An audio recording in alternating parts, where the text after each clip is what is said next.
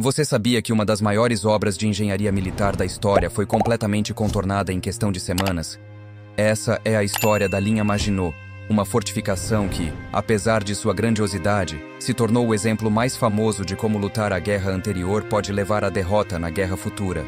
A linha Maginot, construída pela França na década de 1930, é uma das fortificações militares mais famosas da história. Foi concebida para proteger o país contra a ameaça de uma nova invasão alemã, após os horrores da Primeira Guerra Mundial. Com sua engenharia de ponta, ferrovias subterrâneas e instalações modernas para as tropas, a linha foi considerada uma maravilha tecnológica e estratégica. A linha Maginot foi uma solução lógica para um problema populacional e militar. Após a Primeira Guerra Mundial, a França enfrentava uma desvantagem populacional alarmante. Em 1939, sua população era de cerca de 40 milhões, enquanto a Alemanha tinha aproximadamente 70 milhões de habitantes. Além disso, a França ainda sofria os efeitos das perdas devastadoras da guerra anterior. 1,4 milhões de mortos e 4,2 milhões de feridos. Os planejadores franceses sabiam que enfrentar a Alemanha em um conflito de desgaste seria desastroso. A linha Maginot foi projetada para compensar a inferioridade numérica, retardando ou repelindo um ataque alemão, até que as forças francesas e os aliados britânicos pudessem se mobilizar completamente. Seu principal objetivo era proteger a França de uma invasão direta da Alemanha pelo seu flanco leste, canalizando o ataque para outras áreas mais facilmente defensáveis e atrasando as forças inimigas para permitir a mobilização francesa. A estratégia francesa confiava que um avanço alemão pela Bélgica ou pelas Ardenas, consideradas impenetráveis, daria tempo suficiente para a mobilização das tropas aliadas. Essa premissa, no entanto, desconsiderava a velocidade e a inovação da Blitzkrieg alemã, que reverteria essa expectativa. Muitos imaginam a linha Maginot como uma gigantesca muralha armada, semelhante à Grande Muralha da China, ou como uma rede contínua de túneis subterrâneos se estendendo por quilômetros, quase como uma cidade subterrânea. Mas isso é um mito. Essa imagem exagerada foi alimentada por propagandas da época e pela falta de informações precisas divulgadas ao público. Representações em mapas ou documentários, muitas vezes, destacam os sistemas de trilhos subterrâneos, sem explicar que eram limitados a setores específicos. Isso leva à ideia errônea de que toda a linha era interligada por um sistema subterrâneo contínuo de ferrovias. Na realidade, apenas os blocos individuais das grandes fortalezas eram conectados dessa forma. Porém, a maior parte das estruturas estava a 20 a 30 metros de profundidade, um feito impressionante para a época. Contudo, estava longe das profundezas quilométricas sugeridas por ilustrações leigas, completamente irreais diante das limitações tecnológicas, financeiras e práticas daquele tempo. Essa ideia de cidade subterrânea nasceu mais das interpretações artísticas e suposições populares do que da engenharia real. A linha Maginot foi concebida para se expandir horizontalmente e não verticalmente. Além disso, o nome linha Maginot pode enganar, sugerindo uma barreira fina e contínua.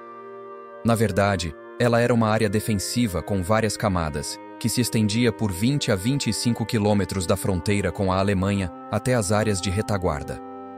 Ela consistia em fortificações separadas, incluindo grandes fortes chamados Gros Ouvrages, fortes menores, Petits Ouvrages, casamatas, abrigos e postos de observação, obstáculos antitanque e sistemas para inundar áreas estratégicas e impedir o avanço de tropas inimigas. A defesa era baseada na sobreposição de campos de tiro entre as fortificações. O objetivo era criar zonas de fogo cruzado, tornando o avanço inimigo difícil, sem a necessidade de uma barreira física contínua, o que seria financeiramente impraticável. Os grandes fortes eram relativamente autossuficientes, equipados com alojamentos, ventilação, depósitos de munição e artilharia pesada. Além disso, as fortalezas, abaixo da superfície, eram tidos como imunes a ataques tanto aéreos quanto de bombardeios convencionais da época. Os franceses partiram de várias premissas erradas, que levaram ao fracasso. Os estrategistas franceses acreditavam que os alemães poderiam adotar algo semelhante ao Plano Schlieffen da Primeira Guerra Mundial.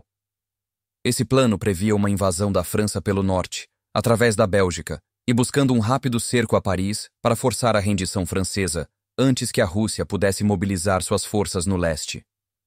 A linha Maginot parava na floresta das Ardenas, considerada pelos estrategistas franceses como impenetrável, devido à densidade da floresta, terreno acidentado e infraestrutura insuficiente. Essa crença, como a história provaria, foi um erro fatal. Após a Primeira Guerra Mundial, a Bélgica adotou uma política de neutralidade para evitar ser arrastada para futuros conflitos, e qualquer presença militar estrangeira, seja alemã ou aliada, seria considerada uma violação dessa neutralidade. A Bélgica estava confiante nessa neutralidade e em alianças diplomáticas para evitar a guerra. Uma ação preventiva dos aliados poderia criar um problema político, e os belgas temiam que permitir a entrada dos aliados pudesse provocar um ataque alemão, tornando a neutralidade irrelevante. A Bélgica confiava em suas fortificações, como o Forte Eben-Emael, para deter ou atrasar uma invasão alemã até que os aliados pudessem reagir. Mas, no mundo real, as forças alemãs superaram rapidamente essas defesas. A floresta das Ardenas, o que era considerado impenetrável, se tornou o caminho da vitória alemã. Em maio de 1940, a Alemanha lançou sua ofensiva contra a França. Enquanto uma pequena força foi enviada para atacar simbolicamente a linha Maginot, o grosso do exército alemão, 1 milhão de homens e 1.500 tanques, atravessou as impenetráveis Ardenas, na fronteira com a Bélgica e Luxemburgo. Esse avanço foi possibilitado pela Blitzkrieg, ou Guerra Relâmpago, uma estratégia revolucionária que integrava tanques rápidos, infantaria mecanizada e apoio aéreo coordenado. A Blitzkrieg explorava avanços tecnológicos, eficiência logística, tanques ágeis e rádios que permitiam comunicação em tempo real entre as forças no campo de batalha. Em contraste, o exército francês estava preso a uma doutrina defensiva, baseada na experiência da Primeira Guerra Mundial. A linha Maginot, projetada para uma guerra de trincheiras estática, foi simplesmente contornada. O ataque alemão pelas Ardenas surpreendeu os comandantes franceses, que não estavam preparados para a velocidade e a flexibilidade do inimigo. O avanço alemão nas Ardenas durante a Batalha da França, em 1940, resultou no cerco de grande parte das forças francesas e britânicas. Essa manobra cercou centenas de milhares de tropas britânicas, francesas e belgas em um bolsão. Isso levou à famosa evacuação de Dunkerque, na qual mais de 330 mil soldados aliados conseguiram ser resgatados. Em apenas 6 semanas após o início da ofensiva, a França capitulou, um desfecho que contrastava fortemente com os anos de luta na Primeira Guerra Mundial. O erro fundamental da França não foi construir a linha Maginot, mas confiar excessivamente nela. Os líderes franceses aprenderam as lições do passado de forma excessivamente específica, sem considerar as mudanças no contexto e nas tecnologias militares. Contudo, os alemães estavam reinventando a guerra. Eles desenvolveram a Blitzkrieg como uma alternativa dinâmica e ofensiva à guerra de trincheiras. A linha em si não era um conceito falho, ela cumpriu o papel proposto. Protegeu a fronteira direta com a Alemanha, impedindo ataques ao longo dessa região fortemente fortificada. Além disso, permitiu que a França alocasse menos soldados na defesa direta daquela área, liberando recursos para outros teatros de operação. Por fim, a linha forçou os alemães a buscar alternativas, desviando-se para áreas que os franceses acreditavam ser mais defensáveis. No entanto, eles não previram a criatividade e a velocidade das forças alemãs. O problema fundamental não era a linha Maginot, mas a abordagem estratégica da França como um todo. Por mais impressionante que fosse, a linha não poderia compensar a lentidão do alto comando francês e a falta de coordenação entre as tropas britânicas e francesas. A linha Maginot é hoje lembrada como um símbolo de obsolescência estratégica e excesso de confiança em soluções ultrapassadas.